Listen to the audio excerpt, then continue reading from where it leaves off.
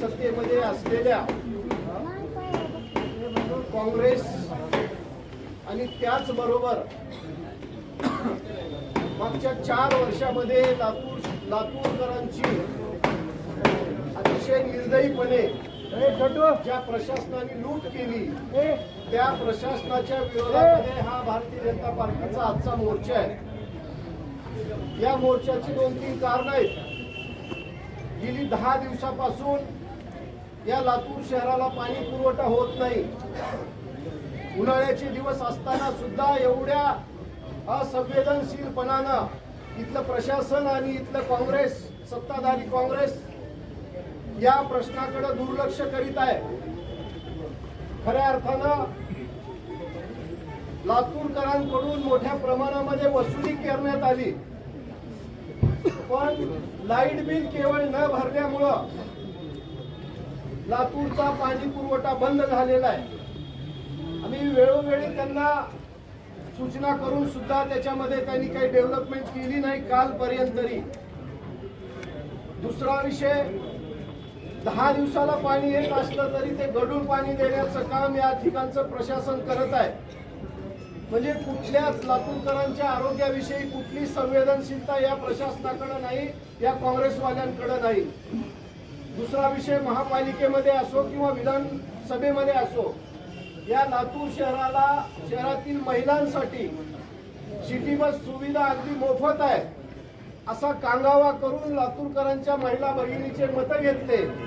पण या लातूर शहरामध्ये महिला भगिनींना सिटी बस सुद्धा मोफत नाही हे वास्तव आहे आणि ते मोफत करण्यासाठी हा भारतीय जनता पार्टीचा मोर्चा आहे। पाणी शुद्ध मिळालं पाहिजे। पाण्याची जे काही आता पाईपलाईनचा बिघाड झालेला आहे ते त्वरित दुरुस्त करून लातूरकरांना पाणी पुरवठा सुरळीत केला पाहिजे। अशा 2-3 गोष्टीपैकी भारतीय जनता पार्टीच्या काळामध्ये आपले पालकमंत्री शिवेंद्रसिंहराजे भोसले यांच्या माध्यमातून लातूर शहराला मोठा निधी भारतीय जनता पार्टीच्या माध्यमातून आणला गेला। डीपीडीसीच्या माध्यमातून कामं चालू असताना, अर्धे काही कामं चालू झालेली असताना सुद्धा या काँग्रेसवाल्यांनी सत्तेवर आल्यानंतर ते कामं थांबवण्याचं पाप या काँग्रेसवाल्यांनी केलं। त्याच्या निषेधात हा मोर्चा आहे। मी या प्रशासनाला आणि काँग्रेसवाल्यांना सांगू इच्छितो की मागच्या काळामध्ये तुम्ही प्रशासनाच्या काळामध्ये ज्या पद्धतीचा हैदोस या लातूर शहरामध्ये घातला, तो हैदोस आम्ही आता यापुढे भारतीय जनता पार्टी म्हणून लातूरकरांची लूट होऊ देणार नाही। आणि काँग्रेसच्या सत्ताधाऱ्यांनाही सांगू इच्छितो की गुत्तेदारांना कामं थांबवायला सांगून लातूरचा विकास तुम्ही थांबवू शकत नाही।